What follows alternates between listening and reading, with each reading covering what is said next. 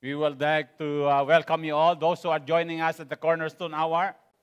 Welcome. And those that are returning from holiday season, welcome back to Cornerstone Christian Church. And we have one who just returned from Utah, a missionary there. Yes, we praise God for all the blessings and um, what God is doing in our lives. And we would like to welcome you all this morning in our worship. Let's pray.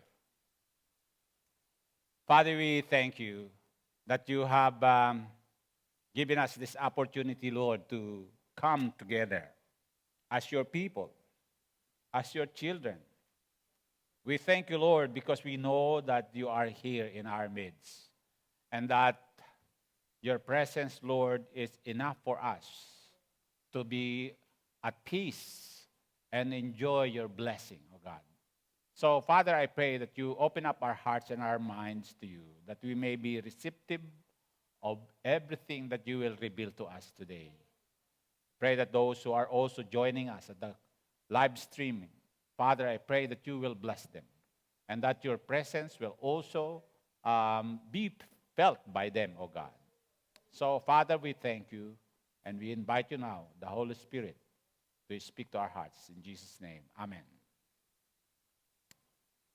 What new thing is God inviting you to experience or cultivate this new year? By the way, Happy New Year to everyone. Yes. What new thing is God is inviting you to experience or cultivate this year? Think about that. Allow this question to stir your spirit for a moment. What is it? What is it that God is inviting you to experience or to cultivate this new year? Remember, everything that we have and can do is God's grace to us. Maybe you have planned something last year for this year. Maybe you are anticipating something different, right? Are you? Or you just say, okay, just as is. Anticipation is something that we have to always experience and do. And that is not just an anticipation about someone, but it is anticipation inspired by faith in God. See, how do we recognize and cherish the presence of grace in both ordinary and extraordinary experiences? See, the revelation of grace is a gracious invitation for each of us to walk closely in the presence of God. I'd like us to think about the theme this year: divine connections, renewal, rest, and revelation. You see, embracing the presence brings about conscious renewal, much like a refreshing breath that revives our spirits and strengthens our hearts. On the New Year's Eve service, I mentioned that according to Hebrew calendar, we are in the decade of the 80s, like 5780 to 5789. It is within this divine closeness that we find grace to grow, to be restored, and to experience transformation. I encourage you to speak life, right? I encourage you to speak life and declare God's presence over your situation, using your mouth as a tool for creation and breakthrough. Speak life. There are so many discouraging situations that we encounter that even in this new year, you might have experienced one. But speak life. Why? The God that we believe in, the God that we put our trust into, has the power to give life to the dead and calls things that are not as though they were. Think about that. Maybe you are facing situations that overwhelms you, and for some time it troubles you. But this is also a time that God is giving us opportunity, once again, to speak life. To speak that which you would like to see happen. Trusting that the God who has the power to give life can even call out things that are not as though they were. So grace, when we think about grace, it is not just a doctrine.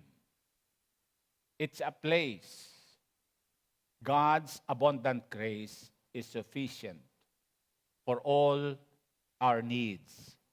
Giving life, bringing forgiveness, healing, and breakthroughs. The Apostle John made it clear about the source of grace. He said in John 1:16, "Indeed, we have all received grace upon grace from His fullness." In the New Living Version, it says, "From Him who has so much, we have all received loving favor, one loving favor after another." So I'd like us to consider today, in the second installment of the message,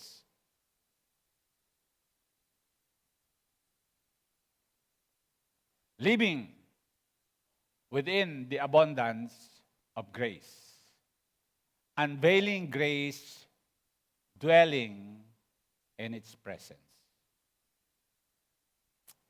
So let's explore how to uncover, embrace, live, and abide in the abundant grace of God. First of all,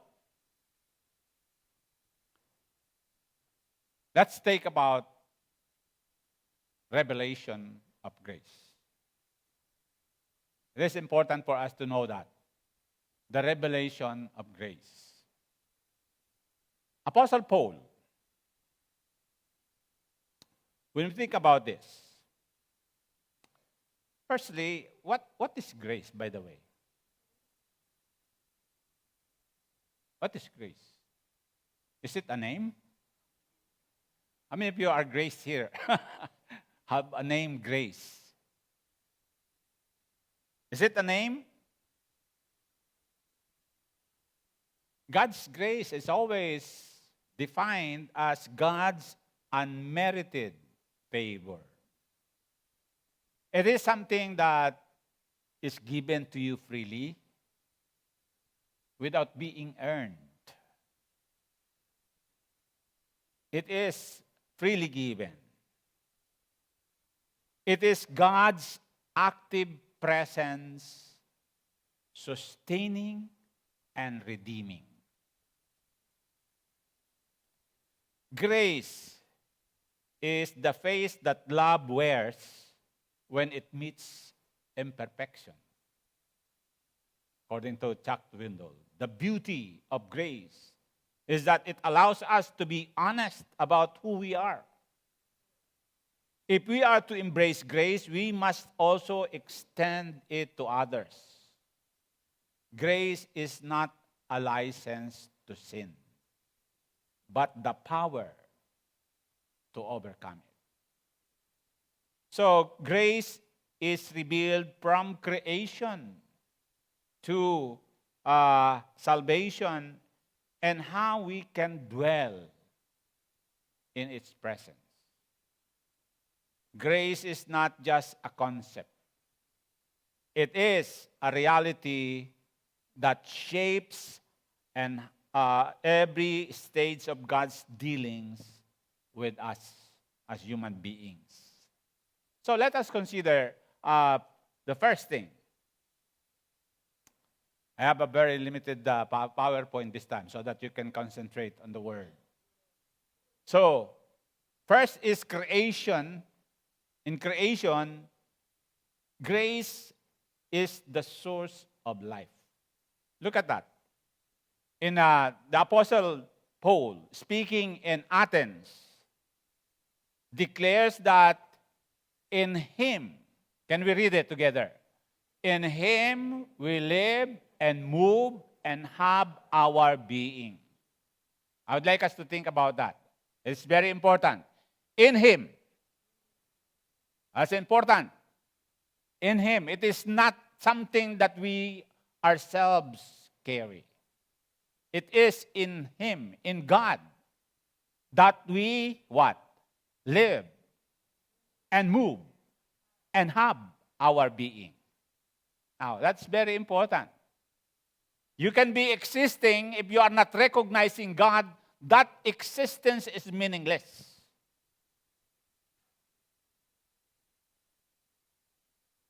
In Him we live and move and have our being. What does it mean? Apostle Paul highlights our intrinsic connection to God through our being.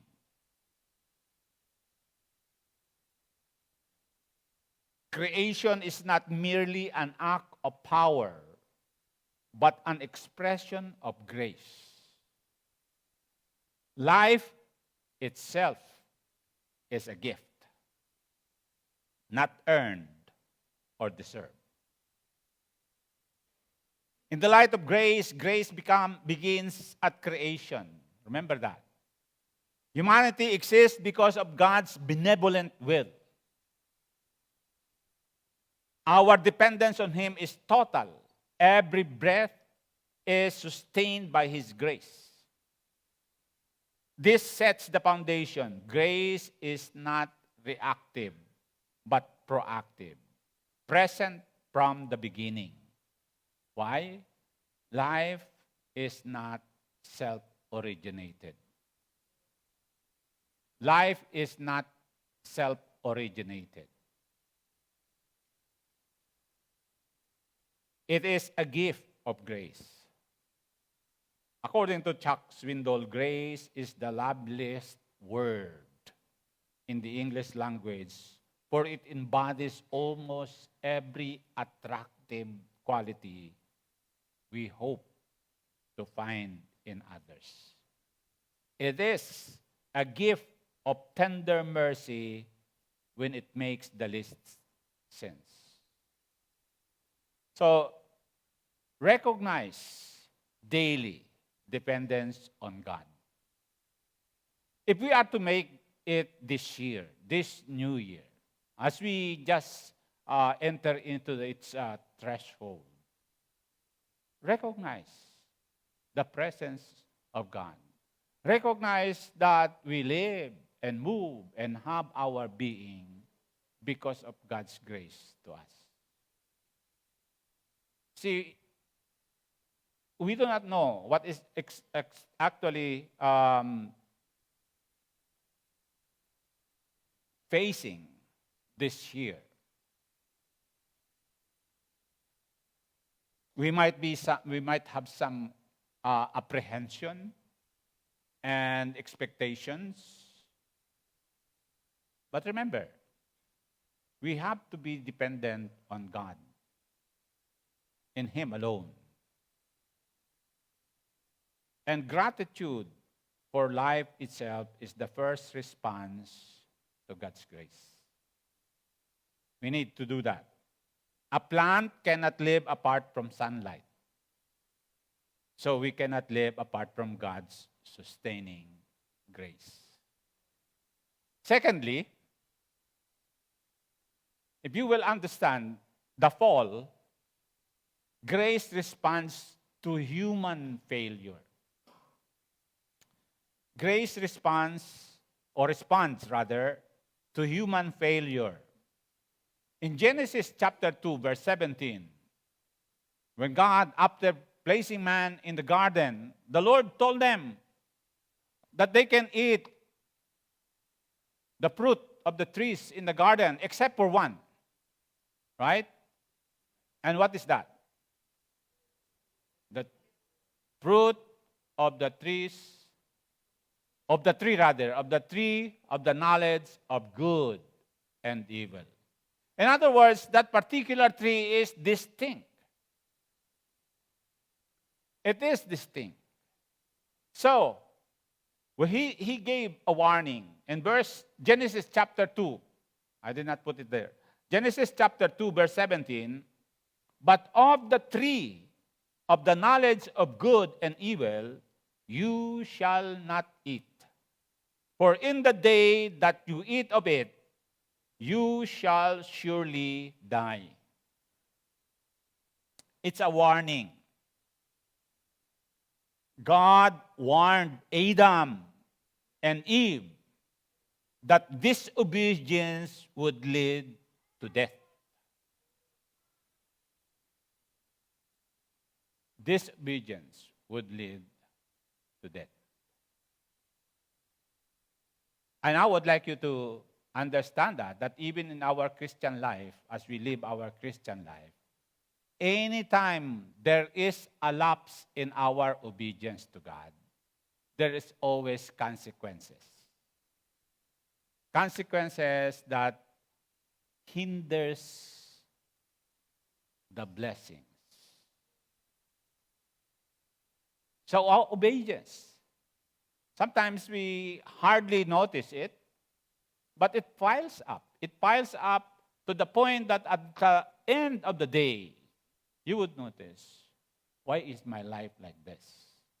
It becomes like dry, meaningless, and unfulfilling. It's just a mere routine. See, the fall introduced separation from God, spiritual death, and corruption of creation. Remember? Because of sin, the ground was cursed. And it is groaning even at this point of time. We know that. And if you will notice some of the news around, there are places and nations that are drying up.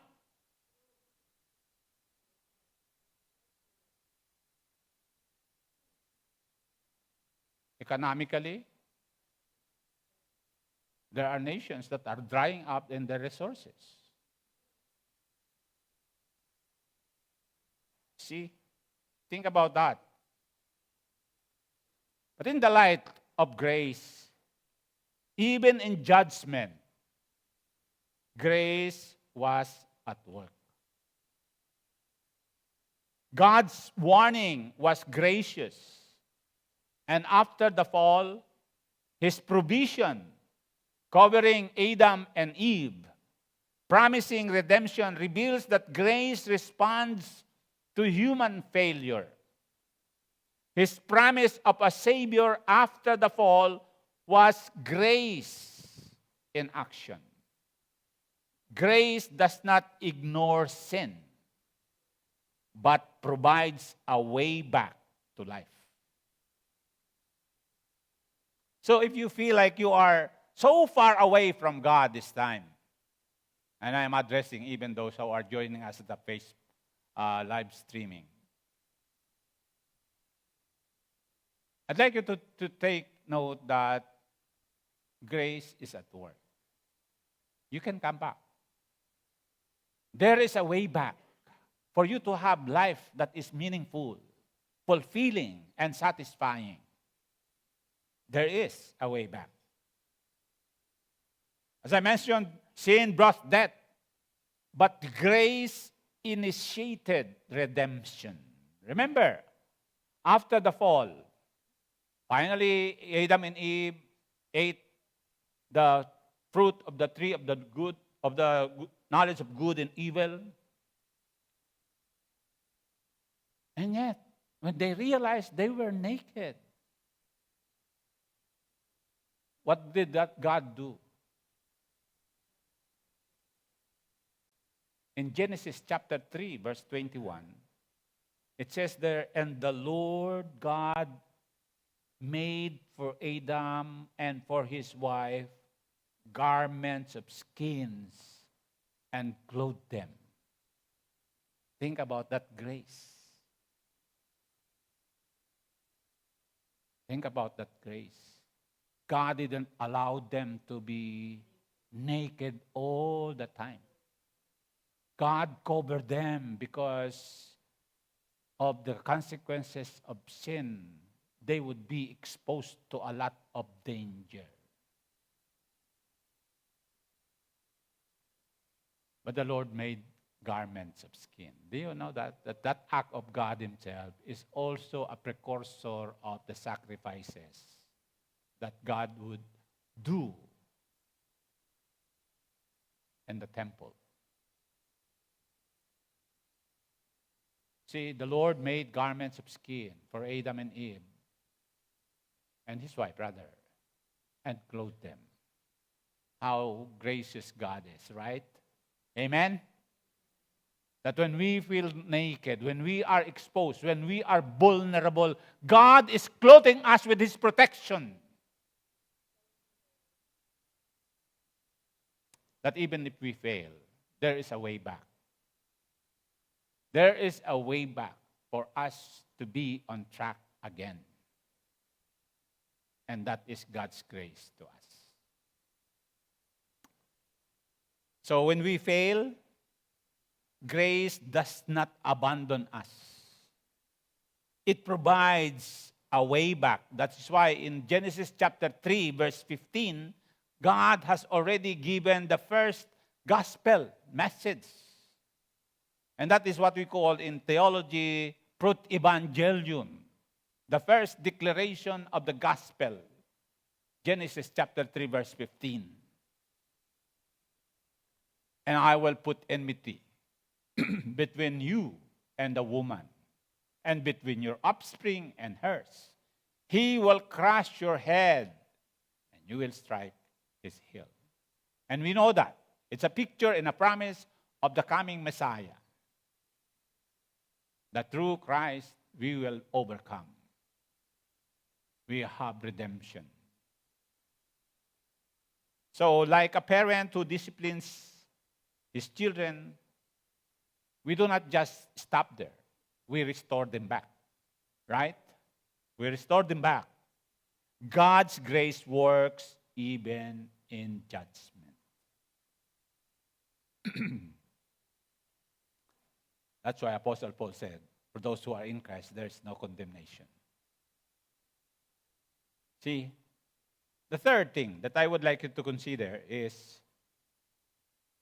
grace. That Christ as the fullness of grace. Christ as the fullness of grace. See, look at that. Indeed, we have all received grace upon grace from his fullness. Grace flows from Christ.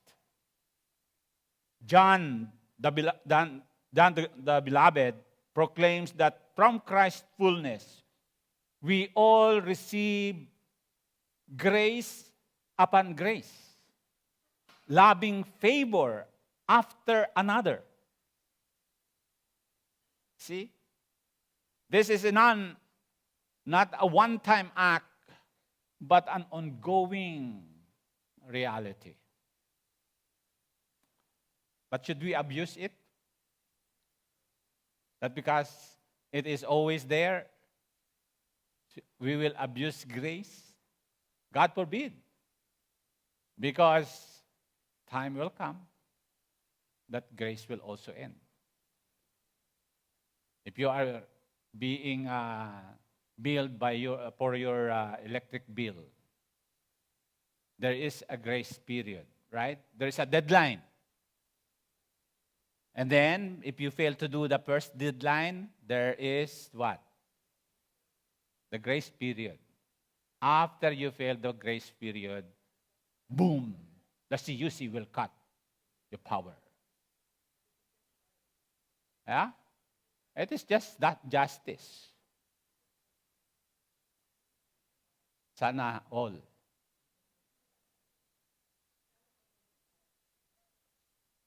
Sana all wag makat. Ang iba hindi nakat. But I would like us to really be observant of this. God's grace is not abstract. It is embodied in Jesus Christ. In fact, grace is personified in Christ. See, it's not just a concept. He not only redeems, but sustains life. The incarnation is the ultimate unveiling of grace. God entering human history to identify with us, to live among us, to restore what was lost, to seek that which was lost. Grace is abundant, layered, and inexhaustible. So, how do we live our lives? If there is, and there is, this in Christ's fullness, grace upon grace is given.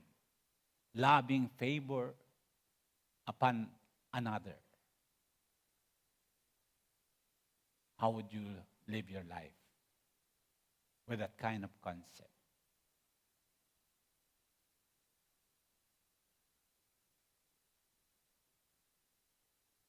You will not be having tantrum before God. Right? Only because you did not get immediately what you want.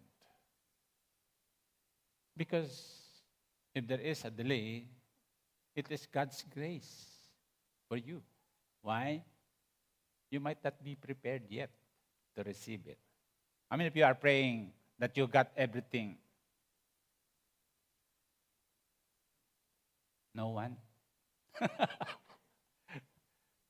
And it's a reality, right?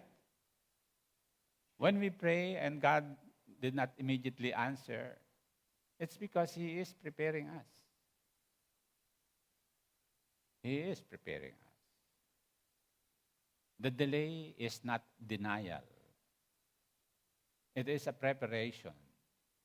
Preparation to make sure that our desire, our motives are aligned with God's purpose. So we ask ourselves, if Christ's fullness gives us grace upon grace,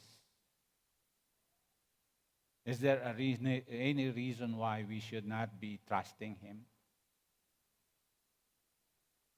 Think about that. So live in continual reliance on Christ's grace, not past experiences or human effort. A river that never runs dry is Christ's grace is abundant and inexhaustible. The Lord will always shower us with His blessing. And if we live faithfully in Him, that blessing will always follow after us. Because God is working. Even if we don't feel it. God is working even if we don't see it. He never stops. He never stops working. That is God's grace. Lastly, grace as God's gift. Look at that. Salvation. Salvation is God's grace as God's gift. For it is by grace you have been saved, through faith. And this is not from yourselves. It is the gift of God, not by works, so that no one can boast. Salvation is by grace through faith, not works. See, Paul emphasizes that salvation is by grace through faith, not by works, so no one can boast. Technically, salvation is the climax of God's grace. Why? Because we sin, we all deserve to die. In fact, that was the proclamation of God. The moment, say the moment you eat of the tree of the knowledge of good and evil, you shall surely die. And from that time on, actually, mankind was separated from God. Life has become burdensome. They have to work. They have to eat from their sweat and blood, so to speak. And yet, we know that despite of that judgment, God initiated redemption. His gift, a gift freely given, not our merit. Grace dismantles, remember this, grace dismantles human pride and establishes dependence on divine sovereignty. This truth secures assurance and fosters humility. If we are to acknowledge the consequences of sin and even our own realization as Christians when we lapse in our obedience, the consequences are sometimes great. It costs us something. And yet, God is working to restore us back. See, this truth secures assurance and fosters humility. So if you are not sure of your salvation, stop striving for acceptance. Rest in God's finished work. Invite Christ into your heart today.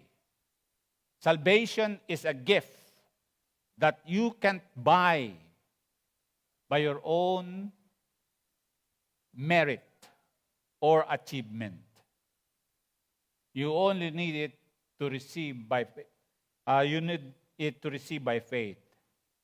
And rest in the assurance of salvation, serve from gratitude, not for merit. You see, if we are so grateful that God has saved us from the penalty of sin, the power of sin, we need to respond to God in service as a form of our gratitude, saying, Lord, thank you for saving me. And I offer my life to you to serve your purpose, not your own interest.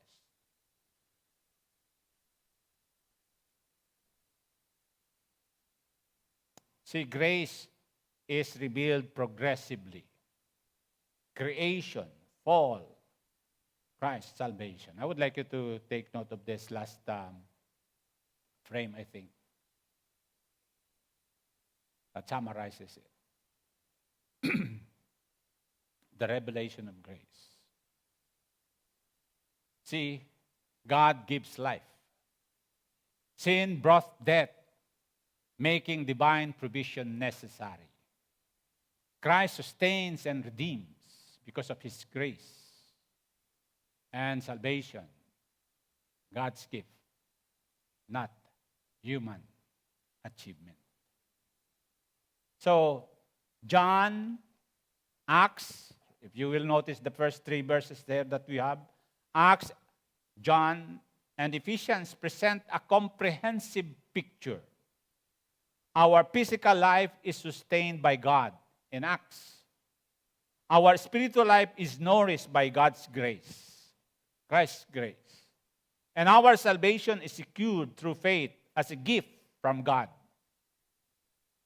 This interconnectedness encourages us to live with gratitude, recognizing that both our existence and our salvation are rooted entirely in God's grace.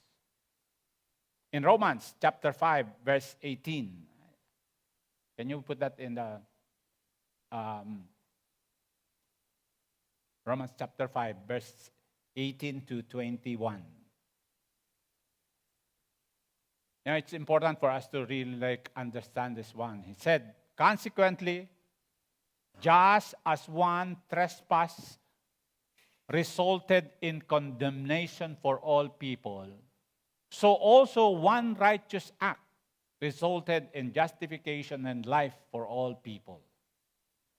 For just as through the disobedience of the one man, the many were made sinners, so also through the obedience of the one man, the many will be made righteous. Verse 20. The law was brought in so that the trespass might increase. But where sin increased, grace increased all the more. So that just as sin reigned in death, so also grace might reign through righteousness to bring eternal life through Jesus Christ our Lord. I would like you to take note of that because the warning is sometimes people are taking it as a license to sin. But I would like you to take note of that verse here. Just as sin reigned in death, so also grace might reign through what?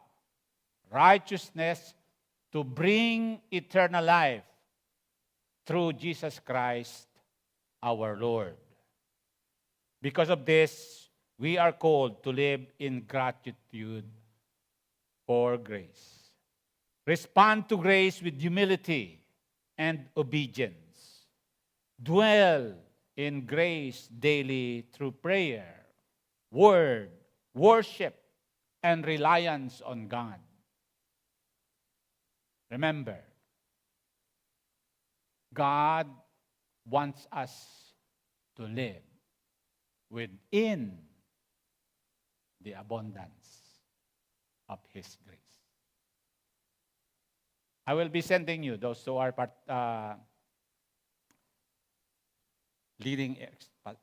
facilitating Excel groups, I will be sending you the questions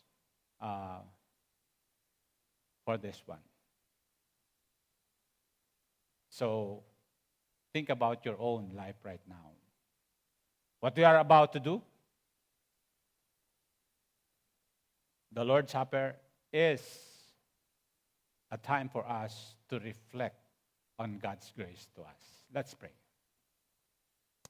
Father, we thank you for this opportunity to come in your presence, to hear your word. And Lord, you have received or you have released your word already. And we know that it will not return null and void. And so, Father, I pray that let that be the work be accomplished in our lives, God.